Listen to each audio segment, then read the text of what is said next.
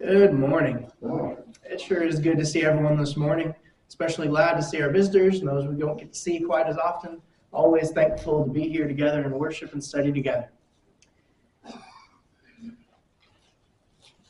There we go. You might not know the name Eliab very well. Eliab was, what shall we say, not the most prominent figure in the history of Israel.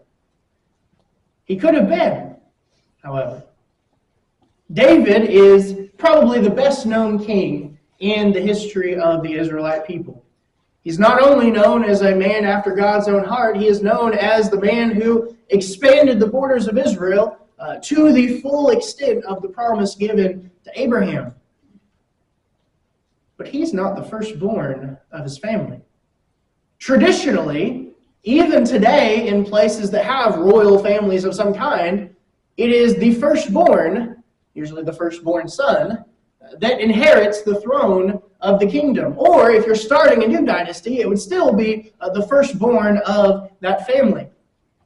Samuel, after Saul has proven himself to be not faithful to Yahweh, he goes, under the Lord's instruction, to the house of Jesse, and he is to anoint the next king from among Jesse's sons. So, naturally, Samuel first meets the oldest of Jesse's sons and immediately thinks, this has got to be the guy. He's impressive, he has a strong build, he looks and seems and carries himself like a leader. This has got to be the one that God expects me to anoint. And about that time, if I may paraphrase a little bit, God says, not this guy. I'm going to tell you which one, and it's not him. And then he tells Samuel something that we often quote even to this day. He says, man looks on the outward appearance, but God looks at the heart. Eventually, then, all of the sons of Jesse come forward, and David is chosen. But I want us to think about what Eliab is probably thinking at that point. Eliab, the firstborn, Eliab, the one who, by all rights, you would think, would be the next king of Israel by the strange twist of events. And now Eliab is being passed over for not just perhaps his next brother in line, but the youngest. You want to talk about a test of character?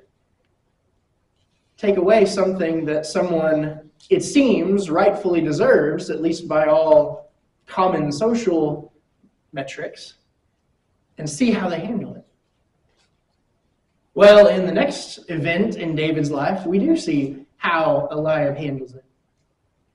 Whenever David is tending his flocks and different things are going on with the family business, if you will, the time comes for Israel to fight the Philistines, one of their traditional enemies at this point. They have been going back and forth in wars for quite some time. And so several of David's brothers, are called to go to war in this war against the Philistines. And eventually, Jesse, David's father, asks David to carry some food to his brothers, his three older brothers who are there on the front lines, so that they can have a little bit of extra sustenance beyond army rations and also to be able to make sure they're doing all right. David shows up at the camp on the front lines as the Philistines are camped opposite, and he begins to hear, of course, we all know who is going to come out across the battlefield. Goliath comes out calling out to the gods about how Israel's God is cursed and cannot save them, and challenging anyone in the Israelite camp to come forward and face him in a one-on-one duel. And David, being the kind of young man that he is, he begins to ask around the camp, who is this Philistine that is blaspheming our God? Why is no one standing up to him?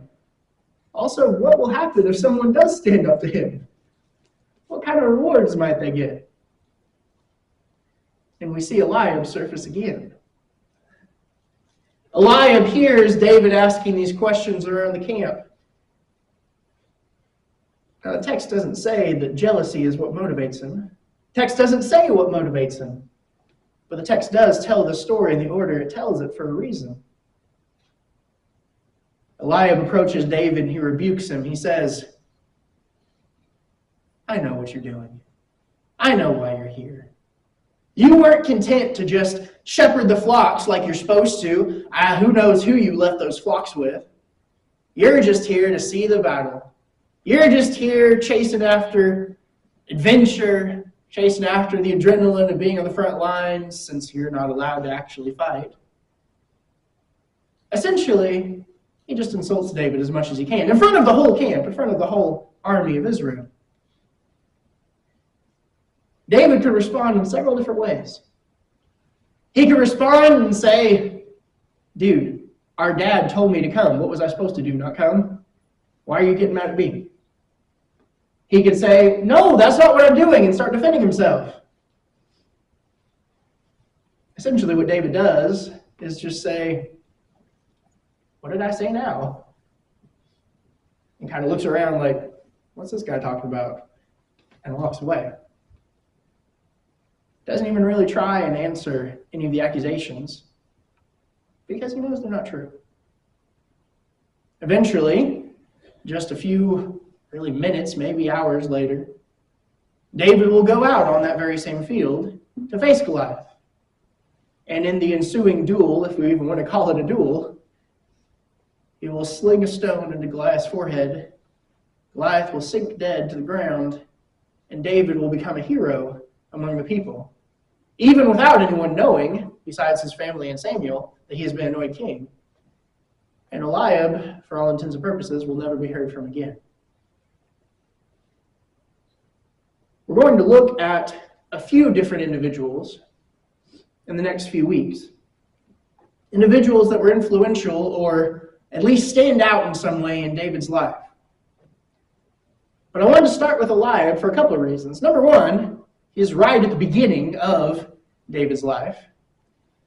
But number two, I think he provides an interesting question for us. You see on the screen, the question that we're asking this morning is, who is your Eliab? And that's probably a strange question.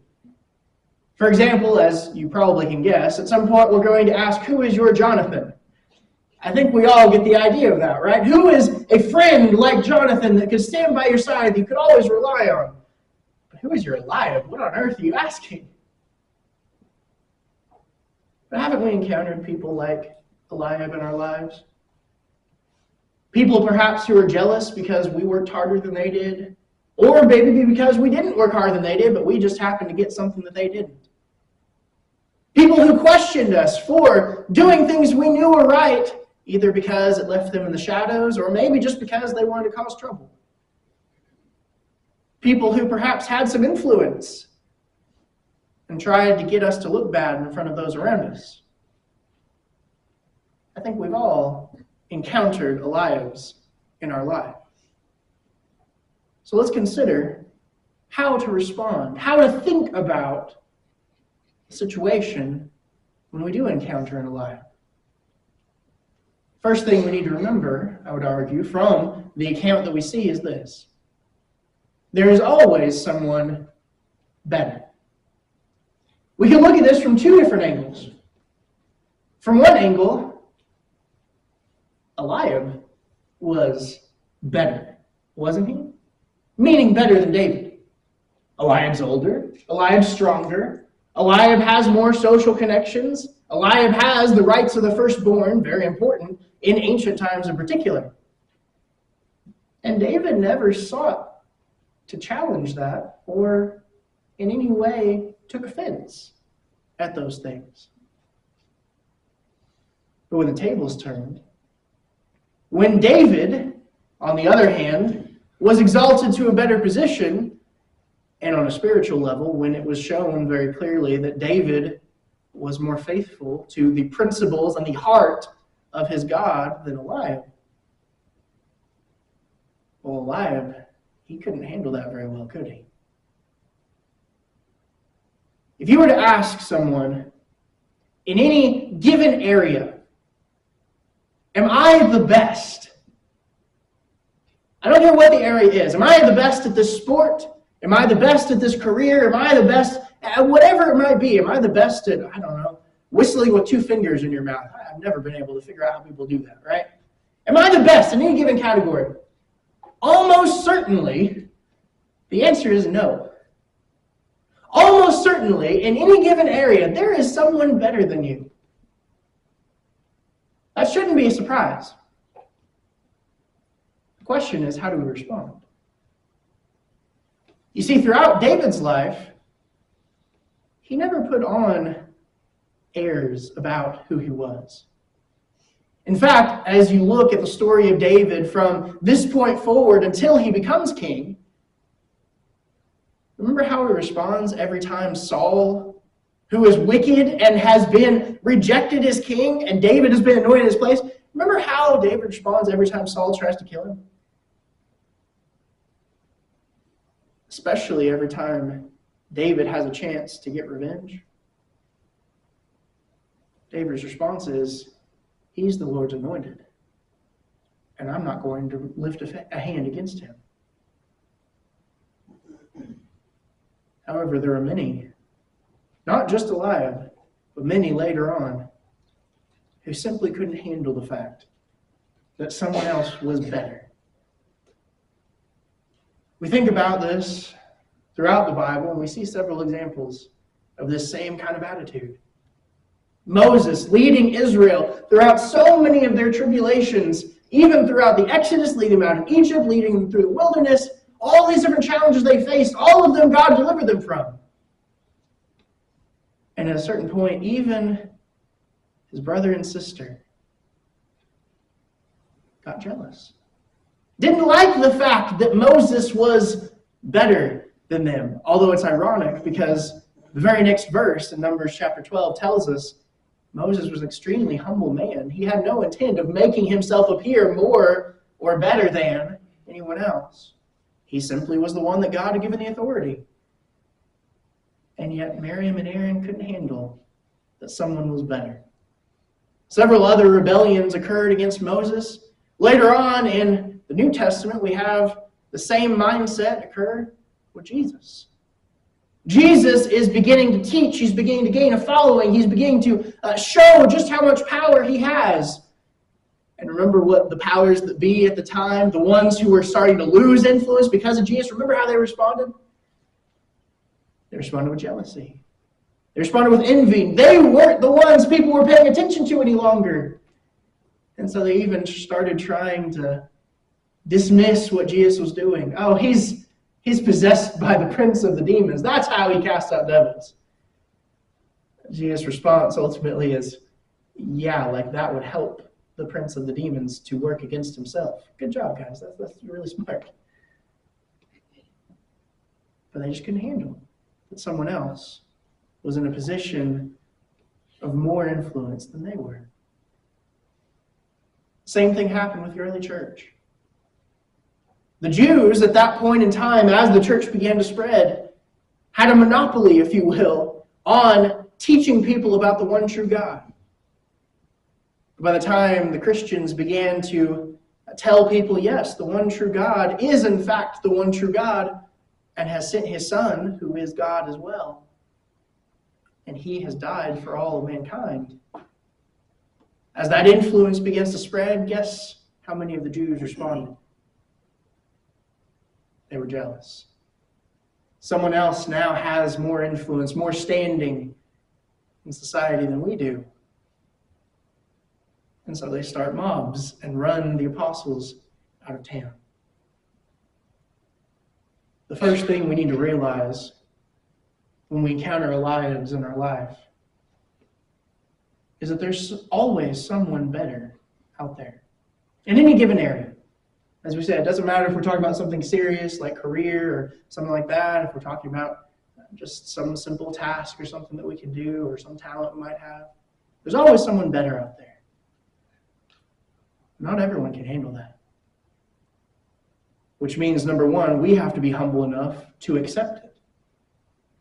And we also have to expect other people will resent us if they view us as being better than they are. Even if we're not. Sometimes it's not even about reality. It's about the perception. But secondly, from David's response to Eliab, we need to remember that I define who I will be. It would have been easy for David to do one of two things. Become distracted from what was actually important in that scenario, a Philistine who was blaspheming God before the entire assembly of Israel, who would do nothing. That was what was important in that moment. It would have been easy for David, however, to become distracted from that and try and defend himself in front of his brother and the rest of the Israelites and make it about him. But he didn't. It would also have been easy for him to tuck his tail between his legs and go home and pout to his dad. Eliab was mean to me. No younger sibling has ever done that with an older sibling, right? But he didn't do either of those things. He kept on doing what he knew he needed to do. He chose to define who he would be and not let someone else do it for him. Once again, we see examples of this throughout Scripture. Remember Joseph and how Joseph responds whenever Potiphar's wife tries to convince him to commit a very evil act with her. Not just evil because it was immoral, evil because it would betray trust that he had been given. Both trust from God, but also trust from his master. And so Potiphar's wife lies about him. Makes up all these fabrications about what he has done. And ultimately, his master resents him. Gets angry at him because he believes the lies. Joseph did not let that define him.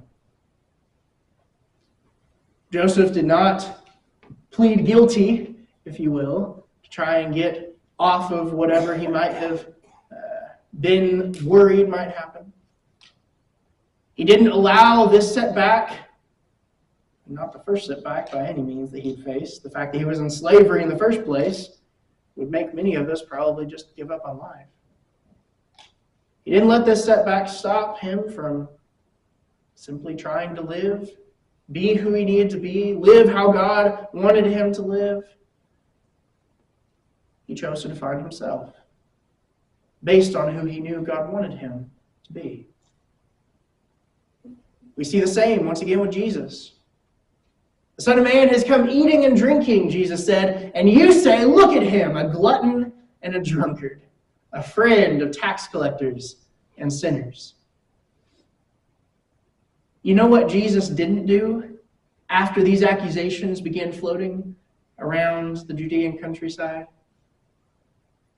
He didn't stop eating with tax collectors and sinners. He knew what he needed to do, and nothing was going to stop him from doing that. No matter how other people tried to define what he was doing, tried to interpret his actions, he didn't feel the need to spend all of his time defending his reputation, and he certainly didn't feel the need to stop doing what was right. He felt the need to do what was right, and if people wouldn't listen and see the truth, well, that was their choice. Same thing with the apostles as the church began to spread. Paul on trial before several regional and Roman officials. He presents the gospel. He presents it in a very eloquent, but at the same time a very simple way, very to the point, very difficult to argue against. The response by Festus: Paul, you've been in the books too much. You lost your mind. Paul doesn't try and defend himself personally. He doesn't become intimidated. He doesn't stop. Instead, he simply offers the truth. I'm not out of my mind. I'm simply speaking the truth. True and rational words. And the king, the other official that was there at the time, he knows these things. So I'm just telling them like they are.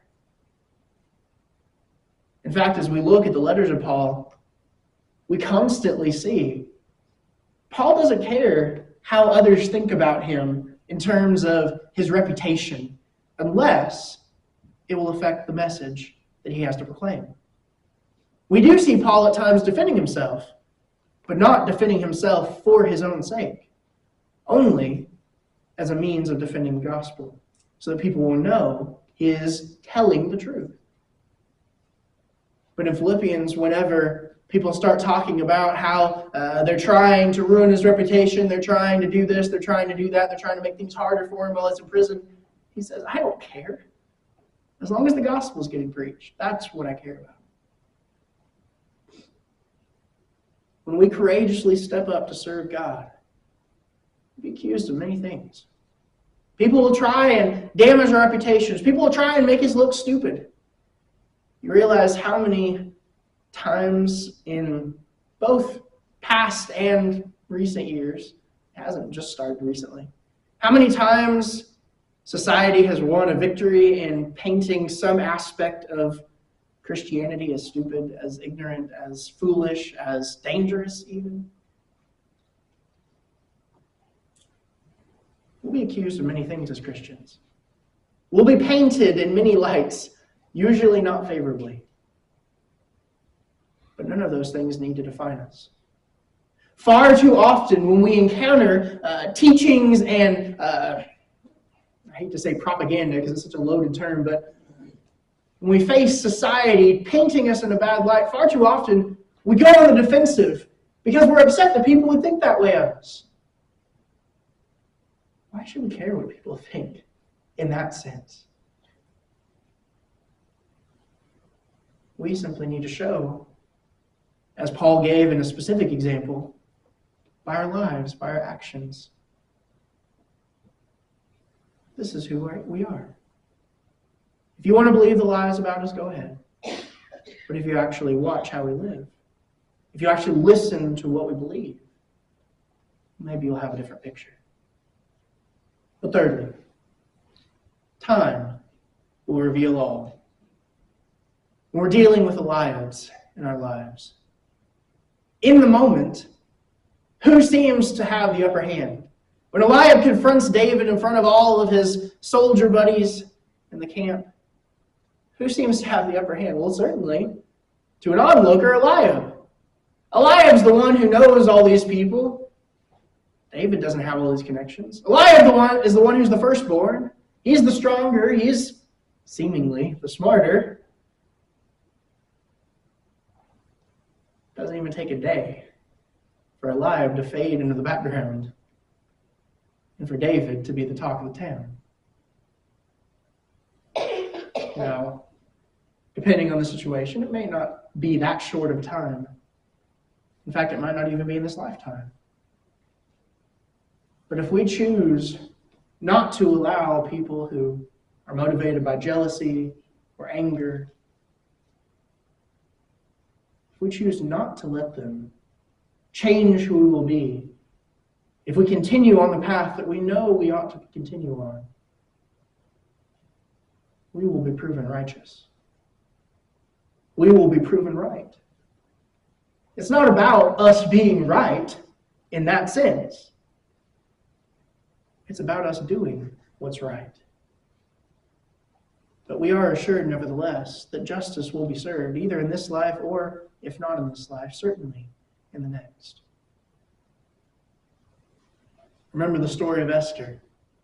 Once again, everything seems to be going against Esther and her people.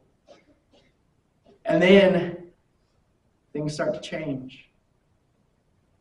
The tables begin to turn as time goes on. First, Haman has to honor Mordecai instead of getting to kill him. And then eventually, through Esther's scheme, if you will, to have dinner or have a banquet for the king, Haman is the one who is hanged on the gallows. Haman is the one who is proven wrong. And all, ironically, because he was jealous that someone was better than him, or so he thought. Jesus, as he is hanging on the cross, certainly does not seem to be the winner of that exchange. Certainly does not seem to have had the last word. It seems that the Jews, motivated by jealousy, it seems that the Romans, bowing to the whims of the mob, had won. And yet after the resurrection, remember Peter's words? Let all the house of Israel know for certain that God has made him both Lord and Christ, this Jesus, whom you crucified. Time told a very different story after the crucifixion. We've been studying Revelation on Sunday mornings. While there are several themes that run through the book, one of the themes is very clear. At that time, the Christians to whom Revelation was written, they're suffering terribly. Everything seems lost. They're not in any position to do anything except suffer, it seems, or compromise. Jesus says, don't allow the present to blind you to the future. Yes, I'll be honest with you. You are going to suffer. You are going to be persecuted. Things are going to get worse before they get better. But be faithful unto death, and I will give you the crown of life. Be faithful unto death, and those who are sealed as God's people will be shown to be the victors, as those who are sealed as those of the world will be judged. Be faithful unto death, and you will be in the presence of the tree of life. You will be the ones who get to spend eternity with the Lamb. That's the assurance. My Eliabs may loom large now, but oh, how the tables can turn if I stand my ground. Far too often, we allow what's right in front of us to blind us to the long term. I think I've told you all before, my dad ran marathons or did long distance running in high school and a little bit in college. If you've ever tried to run a long distance, I've never tried to run a marathon, but I've tried to run multiple miles at once a few times. Not lately, as you can probably tell. Whenever you try and run a long distance, you know what your worst enemy is? Focusing on how you're feeling right then. You don't focus on the present. You focus on the goal. You don't focus on the now. You focus on doing what you need to do moving forward. That's how you gain the victory. That's how you endure.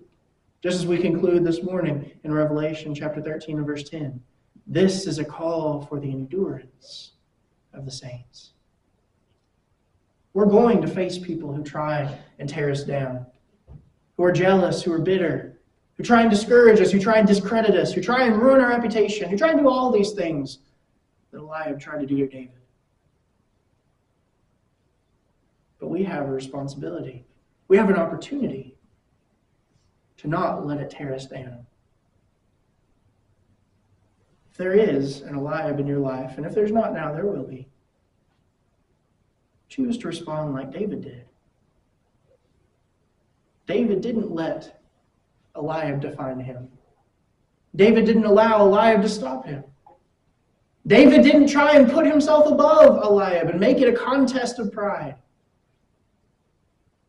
David dismissed Eliab's jealousy for what it was and did what he knew was right and let the results speak for themselves. And we can learn a lot from how David responded in this scenario. David was not a perfect person. I hope we understand this, and we're going to see this as we look through several of these lessons. But we can still learn a lot from David. There's a reason why, with all his flaws, and he was a deeply flawed man, there's a reason why he was called the man after God's own heart. And while there are things we can learn not to do from David, there are also many things we can learn that will help us to be who God wants us to be. This morning, we are so thankful that we can all be here together to encourage and strengthen one another. We are here not to be Eliabs in each other's lives, but to be encouragements, to be shoulders to lean on, to be strength to one another when we face pressure and challenges from the outside world. So if there's anything we can do to help you, to encourage you, to strengthen you this morning, we ask that you let us know, if you will, as we stand and as we sing. Have you been to Jesus for the cleansing power? Are you washed in the blood of the Lamb?